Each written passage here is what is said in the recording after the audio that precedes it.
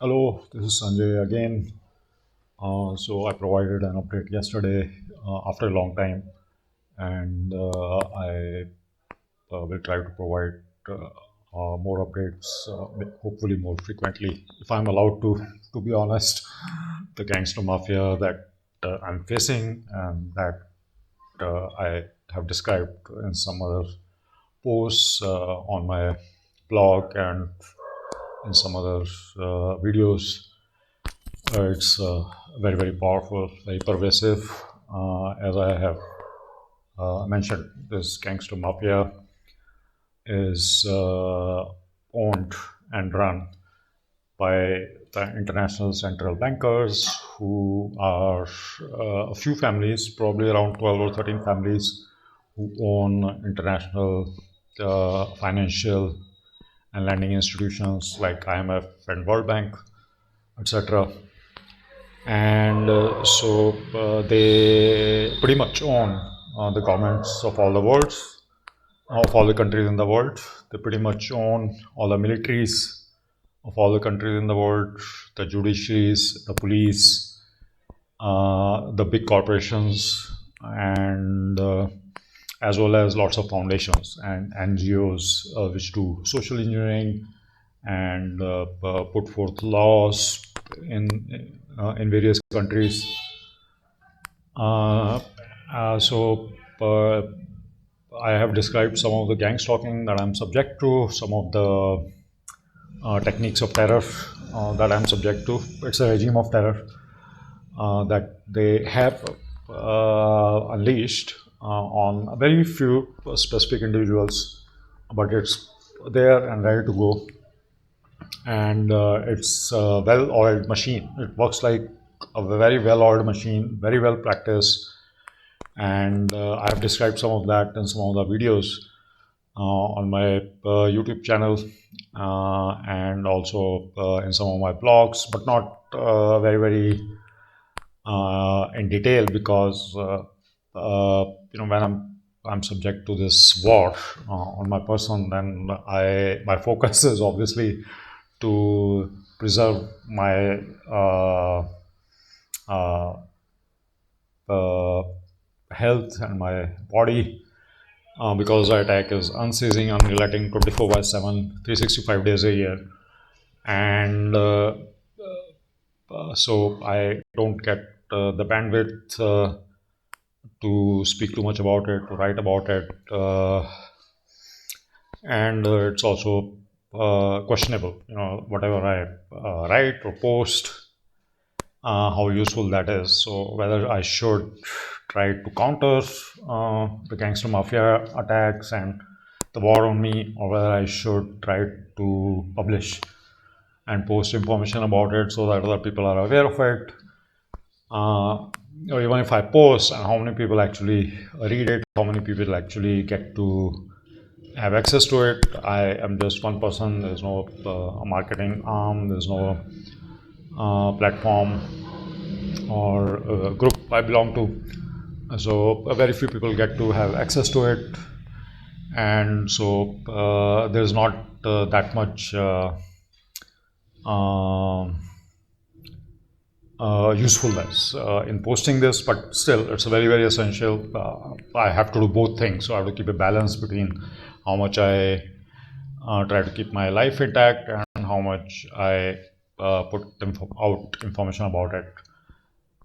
So that's why it's very sporadic. But if you want to gain more information about this thing, this gangster mafia that runs the whole world, and how it runs is, how it operates, and how long it has been running, probably more than a century, you have to read Alan Watt. There are links on my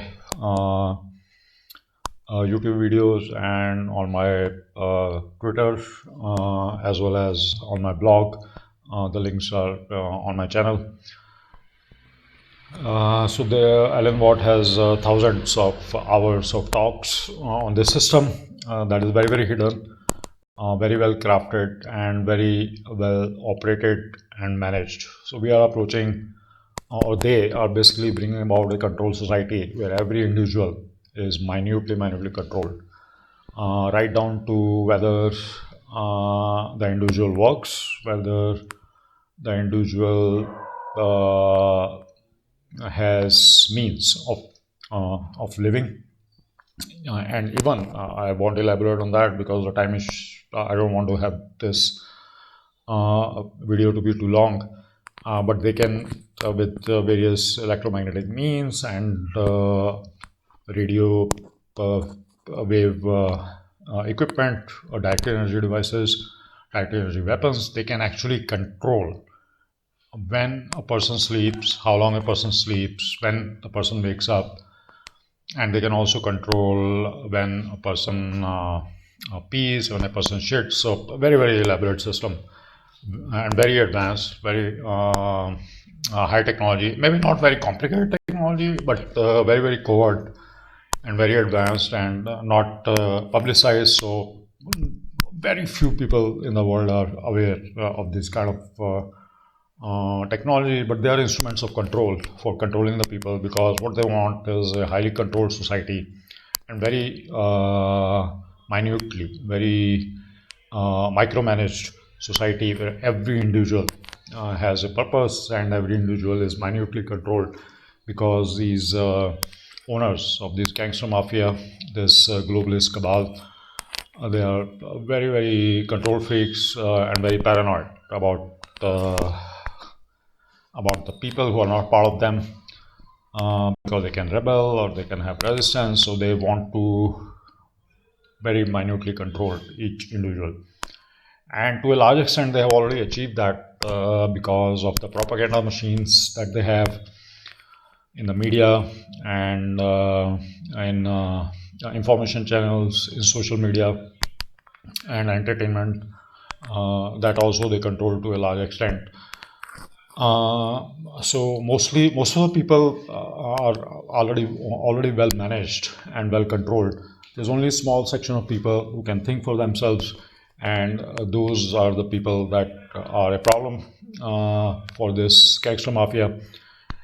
And so I suppose I'm one of those, and that's why this regime of terror has been unleashed on me, and I've been facing this for a few years. So, so that's a little bit of background of this gangster mafia. Now, why did they break my elbow? Because I have a case filed in courts in Delhi for the murder of my father and mother by my younger brother, Rajiv Arora. And my brother planned and executed the killings of both my mother and my father. And once I realized that, which was after a long time, because I didn't want to believe it also. I mean, who would want to believe that a person would kill his own parents? No matter how much angst he has against his parents.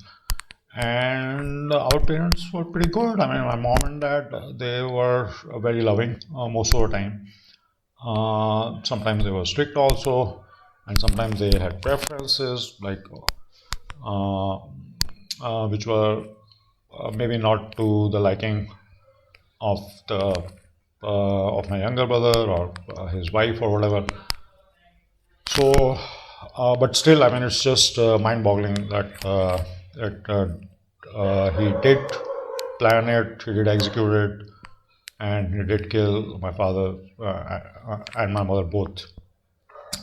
So these cases are there in Delhi courts, and I have been having a very, very hard time getting a lawyer to represent me. I have, I think, hired 3, 4 lawyers, and all of them actually cheated me. Even before the hearing happened, even before the case came up in court, and so I was left high and dry. I had to look for another lawyer, because most of these lawyers, most of these advocates, they are also part of these gangster mafia networks, and also they also do gang stalking.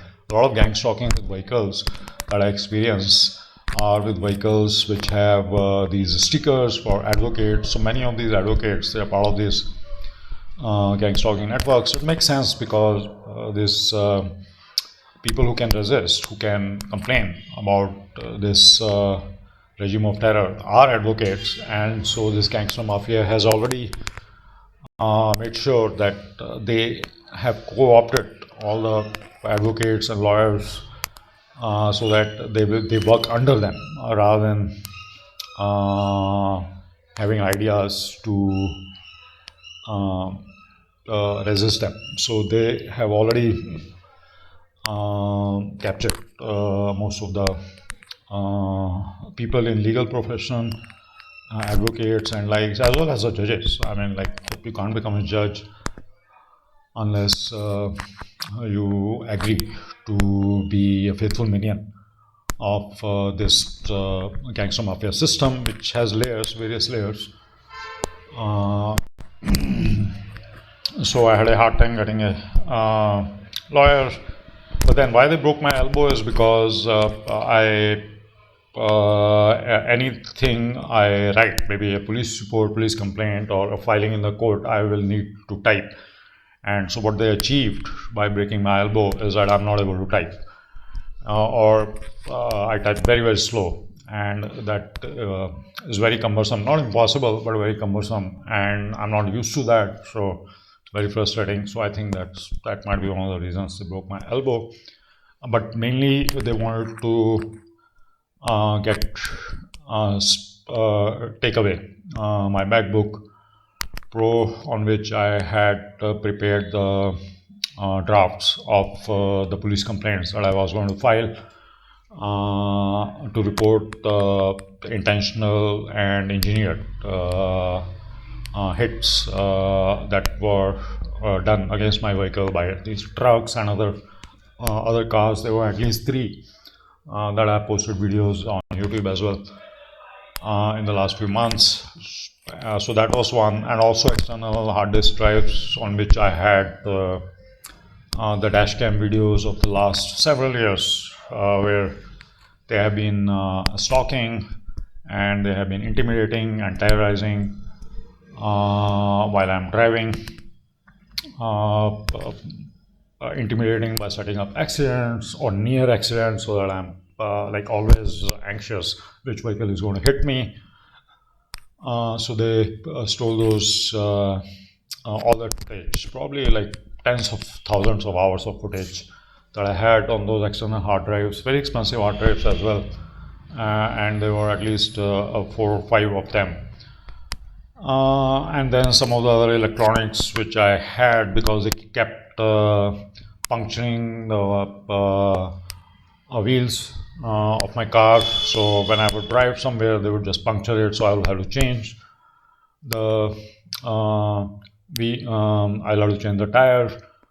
So I had a tire inflator, or they will like remove the air from the tire. So I was stranded if I was traveling a little bit far, which I had to do because they won't let me stay in my father's apartment in Delhi. So I had to travel away to some rural areas, and then often sleep in my car. So I was sleeping in my car very often because they won't let me stay in my father's house.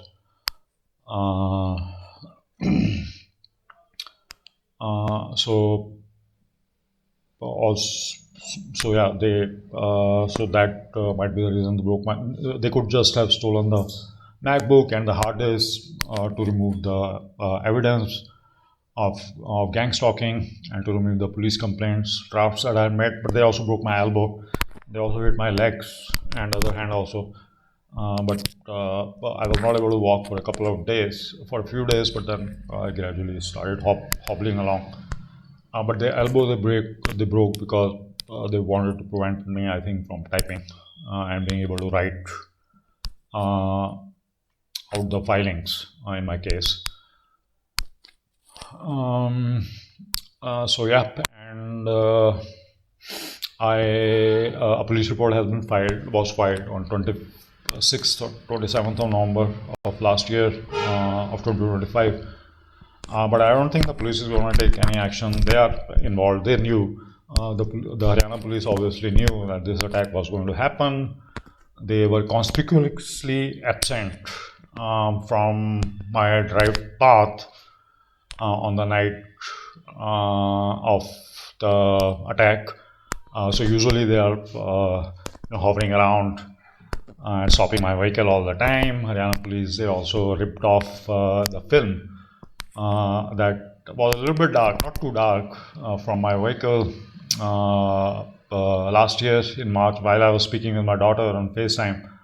And they raided my vehicle and ripped off with their bare hands. They ripped off the dark film, and while I was driving around, which I did often, because as I said, I couldn't sleep in my father's flat. So they would raid my vehicle and they would check everything, and like they used to do it every other day. But on this on this night of attack, they were not there at all. So they obviously I had been told to stay away. And when they raided my vehicle, I think they were told to raid. So all the police, unfortunately, is part of this gang stalking networks. They work for the gangster mafia because they are paid. See, everybody needs some money, and the payment and all the money flows are controlled by this gangster mafia from the top, the ones who run the international central bankers and who provide the money to the governments to be able to run the governments, and then it trickles down to militaries, police, judiciaries, and all the corporations, all the employees. So everybody in militaries, in police, in legal profession, in medical profession, everybody is there to make money. And so this gangster mafia controls the money flows, and so they can control the people by the money they allow the people to have. So in police and in militaries, you have to be very, very obedient. You cannot refuse orders from above you. So it's kind of like a hierarchical structure where the people below have to be very, very obedient and follow the orders from above without questioning. Same thing is pretty much happening in judiciary as well, and also in corporations where also there's a hierarchical structure. So that way, from the top, they can control everybody down to the bottom. And so most of the police are just following orders. If they are told to go there, they go there. If they are told to stop this person, they'll stop this person. And so they were raiding my vehicle every other day or so and stopping me. And they also do some other psychological tricks, which I will speak about maybe another time. But yeah, so on that day, they were totally absent. So they pretty much had orders to stay away. And then the investigating officer who was assigned to my FIR, the first information report, the police report, one Mr. Devinder Singh, I think. I remember the first name, Mr. Devinder. He never told the last name. So they keep their identity very, very secretive, unless you really dig into it. So most of these, I personally think that you cannot become an investigating officer unless you are a psychopath and you are selected. So people are selected for the roles that they are allowed into. So 2 or 3 investigating officers that I've seen, all of them big psychopaths. So basically, we are in a psychopathic system, right? So from the top, so at the very top, this gangster mafia, these international central banker and their families who run this money system from the top, they are total deviants, total sicko, total psychopaths. They don't give a damn about anybody, and they just want to control and manage and run, have their power over the other people, not to be challenged, and have the power to make people big, or to kill people, or to destroy people, even countries. So with the kind of money power they have, they can destroy countries within a few days if they want to. So anyway, I don't think they're going to do anything with the investigation. They know who has done it. They probably would rather protect it, even if somehow it becomes obvious that this is a person who did it. They won't be looking into it because they are paid not to look into it by the levels above them. All these police personnel are part of these secret networks and societies and clubs where you are allowed into the secret network because you have certain traits, certain drive, certain ambition, and a level of psychopathic tendency. And It's very clear that once you are in these secret network societies, you follow the orders from above, and you never question whatever you are told to do from above. Other than that, they can do anything. So that's why most of the police and other professions also, not just police. I'm not singling out police, but most of the professions, if you follow the orders from above, then other than that, you can do all sorts of things to accrue money and benefits, and that is allowed because that is a reward for being a good, obedient order follower. So I don't think they're going to do anything about it. So I'm not even following up on that. And I mean, they can actually stop me from making this message if they want to, because I'm there in some place in Ambala, and they can just destroy my laptop. They already destroyed my phone. So because I posted one message yesterday, so today my phone won't work, and I think its display is gone. So they have all these electromagnetic weapons that they can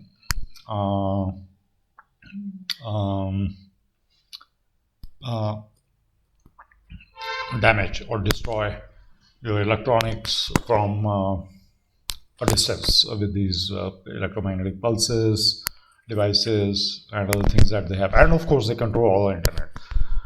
So right now, I'm just recording it. But if I try to upload, if I'm doing it on my own phone's cell phone network, they can just block it. They do it all the time. They block internet. They can block internet anywhere in the world. They can block internet in India. They can block internet in US. They can block internet in Russia. I was in Russia for a while, and they can block internet there also. If you're doing something useless, like watching some videos or reels, they never stop you. But if you're doing something useful, and that is an action or some activity that will reveal some things about their doings and their hierarchy, then they can always stop you. They can control your internet access everywhere in the world. So that's why I think I'll have to go to a public Wi-Fi network, maybe in a cafe or a coffee house, so that I can upload it. Where also they can block, but usually it's a little bit less frequent because other people are also using the Wi-Fi, and it's a little bit more tricky to block one single person, although they can, but they haven't done that too often. Anyway, so it's just recording, so it's not posting, so we'll see how it goes when I try to post it on the web. And then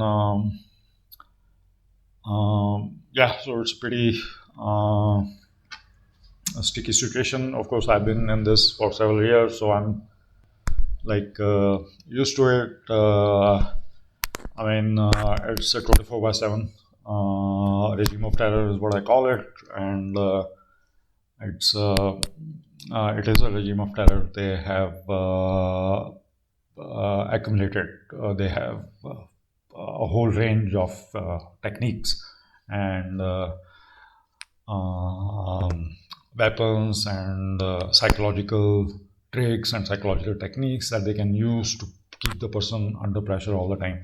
And also, they can use electromagnetic devices, most likely radio wave based. Because, for example, in this room, when I took this room, I tried to make sure that there was an area where it was difficult to directly impinge with the laser like or infrared beams or with the direct line of sight electromagnetic devices, but they can use radio weapons. So there are very, very advanced techniques that they have with the radio frequencies, radio wave uh, spectrum, that they can cause all sorts of things. So they can cause eyes to twitch, they can cause your nose to become dry, and they can cause like various things on your skin. I have reported earlier on my Twitter account that they just burnt the skin on my scrotum. They just peeled it off, and that obviously happened with electromagnetic weapons. So they just, I mean, like scrotum is a very, very sensitive area, and they just, I mean, melted the skin on that. And I remember I mean, I can't tell for sure when it happened, but it might happen in a cafe where they were able to use direct electromagnetic weapons, or it might be in my sleep. They can do lots of things with the radio wave spectrum on the skin, and actually once or twice they punctured a big gash under my testicles while I was sitting in my car and awake, and they just concentrated that radio wave energy, and it just hit like a bullet under my testicles. And so they are very, very advanced technology. So I always tell people that keep your eyes and ears open, do some research, do some investigation.